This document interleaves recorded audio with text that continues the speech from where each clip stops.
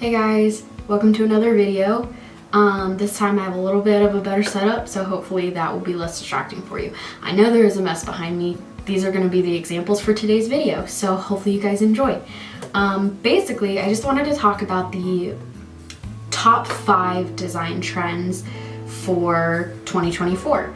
A lot of these trends actually have, well, a couple of these trends have already been around for a little while, and we've just seen kind of a rise in them. And so these are just the predictions that I've looked up. I've done a little bit of research to see what kinds of things are going to be really important.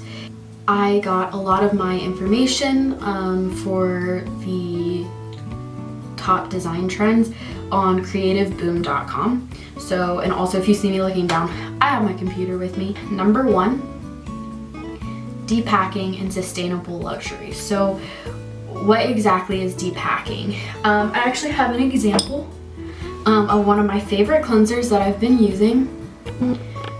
So what they mean by depacking or package-less packaging is packaging that is refillable, or glass containers or reusable containers. And I love this one especially because it's glass and it is refillable. I have a lot of mixed feelings about using pumps, and the reason being is because pumps are not recyclable. Very often they take years and years and years and years and years to break down. Pump, I'm always iffy. I'm like, oh, you say you're sustainable, we use the pump. However, one thing that I do like is that pumps are so much easier to get the product out. They're so much more efficient, so much more convenient, and I get really irritated when I have to squeeze the bottle, like squeeze it to get every last drop. So mixed feelings, but I do like that this is a reusable container. I could probably use this, I don't know, the rest of my life, most of my life, to just keep refilling this cleanser. So using the pump isn't going to be an enormous problem. So anyway, that's what they mean by packageless or reusable. This is from the same product, and this is recyclable.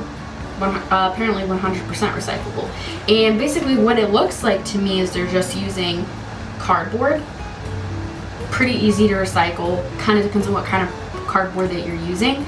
But this would be another example of recyclable as opposed to reusable, like the glass bottle. So my thoughts on this trend. I think if you guys have followed me on Instagram for a while, you'll know that I am very passionate about sustainability. And that's something that I'm trying to grow in and trying to get to a point where I am almost, if not fully sustainable, which is really difficult. And I am aware not everyone can do that. I certainly can't right now, but I am trying. And so I love being able to work and collaborate with brands that really care about sustainability, and Youth to the People is a good example. They do a really good job of that. So I would definitely say I hope this trend is in forever. I hope it stays forever. I hope it just continues to grow. So far it seems that in the last, I would venture to guess the last 5 years or so, it's been rising and rising and rising, and I've seen much more interest in it. It seems to be so much more important to people. So that's just a trend for next year. For me, 10 out of 10. The second design trend that's coming up for next year, moving type or just expressive type. So I'll show some examples here, but another good example that I have that I brought with me, I mean, this is the best example that I have. I don't actually, you'll know how I feel about this trend based off of the fact I don't have a lot of this, but this book is a really good example. So you have logo. It's very expressive. It's super soft and fluffy. It feels like a logo. So just, that's a really cute idea and a really good way of including expressive type. And again, this is another area in which I have mixed feelings. I do think it's really cool and it's really fun to play with type. Don't get me wrong. I think there is certainly a place for that. I do think sometimes people can rely so fully on type that they don't rely on other elements. If you're not careful, it can be really hard to read. But you know, I don't, like I said, I don't have a lot, but I did also kind of come around from the generation that just really seemed to like minimalism. And that brings me into my next point, actually. Kind of veering away from minimalism, it seems that we're very slowly getting more into a maximalist style. And that's not just in graphic design, that's in a lot of things. I think, I don't know if you guys have seen, like, I see all these jokes whenever I'm scrolling on Instagram. I see all these jokes that are like, oh, Kim Kardashian's beige house, or just like, oh, you're a beige mom, you're so boring, those kinds of things, which, I mean, I'm not all for attacking people on the internet that you don't actually know. However, I do think it's funny that it seems like that was something, minimalism especially, was such a huge trend. And I think part of it had to do with sustainability, and part of it had to do with mental health, as that was something that was just really big, that's been growing, especially with, you know, I think into millennials and Gen Z and Gen Alpha. That's something that we've seen is just growing and growing and growing and getting more important to people, which is great. That's a trend I'm all for. However, I think because of that, that's where minimalism grew.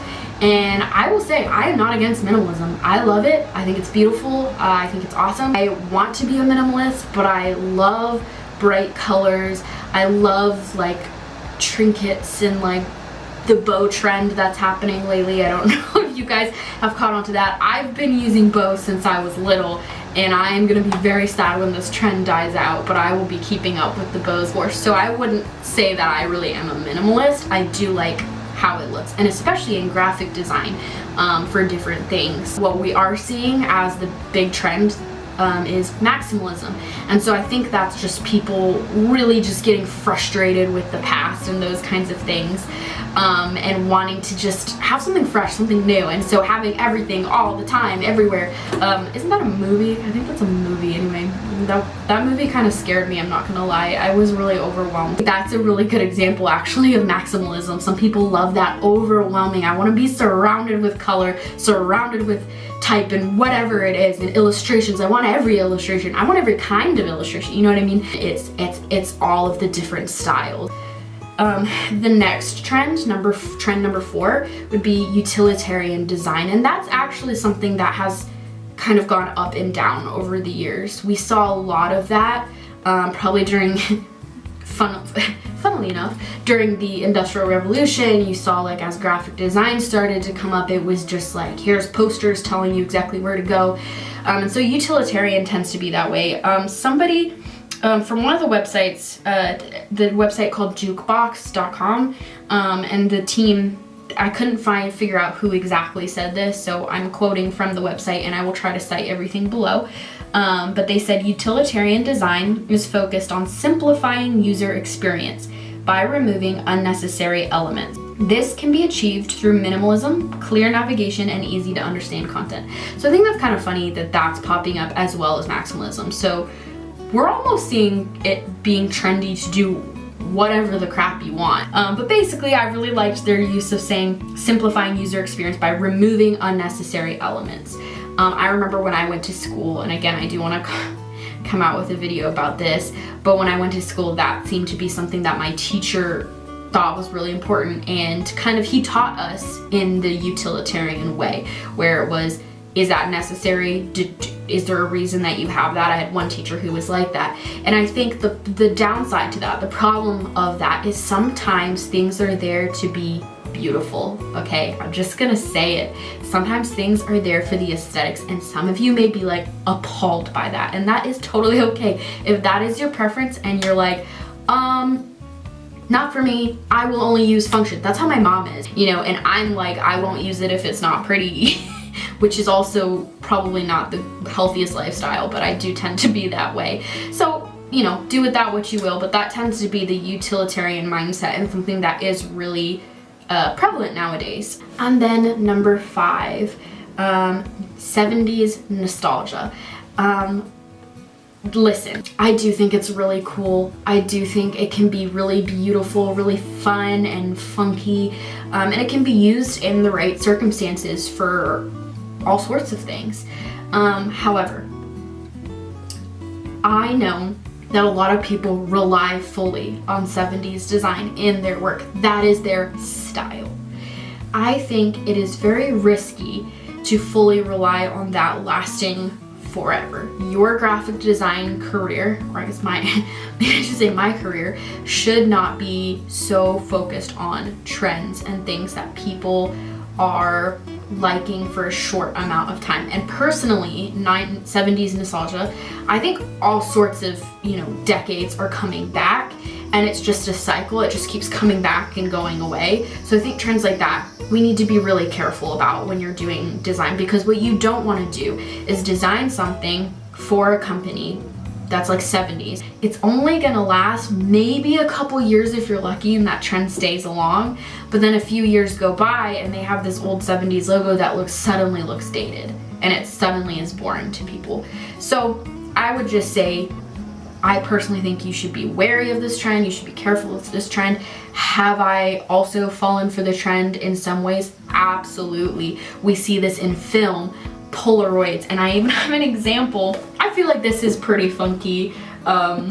This little 2024 planner, but that's exactly it. It's 2024. I will throw this away next year when I'm suddenly appalled by it. I don't know, but I think it's gorgeous. And I also have bed sheets that are this checkered pattern. I love this checkered. I have a tote bag of this checkered pattern, and I love film. I love the look of film. I think, again, that nostalgia everyone is just loving right now, and that's awesome. But I would say be so wary of this when it comes to your brand, just because I don't think it's a trend that's gonna last.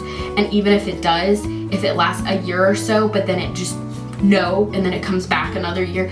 Do you see what I mean? You're gonna have a couple years where you're like, this is the worst, I'm not getting anybody, blah, blah, blah, blah, blah, blah. So in my opinion, this is not my favorite thing ever, retro and stuff. I love it for now. I think it's fun. I don't think it's sustainable for a brand to use constantly or in their branding. If you want to use that kind of style for your wedding, that's awesome. Go for it. Have fun. Have at it. You can use any of these trends if you want. Honestly, like I said with the bow trend, I am a slave to trends as well. I am not gonna sit here and tell you you can't live your best life and you can't enjoy that. I do think it is really crucial, especially when it comes to branding and packaging specifically, something that you want to last over a long period of time. You want to avoid being too trendy. You want to be so careful about that. And that's actually where I think minimalism is classic. It lasts forever. It stays forever. It's something that I think will last a little bit longer. So that's where I would say that trend is going to be around for a little bit longer. I just shared with you the top 5 trends for 2024. Like I said, if you love it, go for it. I'm going to be putting bows on absolutely everything I can. I don't care if this trend disappears. I love bows and I'm going to stick with it. I love the checkered pattern. I'll probably have my tote bag forever, and I will have these sheets for a very long time. But at the end of the day, when it comes to your brand, the clients that you want to attract, you want to hire a graphic designer that isn't just trendy and doesn't just know how to do the trends. You want it to be able to last for a really long time. That's everything I have for you guys today. If you have any video suggestions, anything else you want to see or hear about from me, comment below. So just let me know, what kinds of things do you want to see. Thank you so much for watching.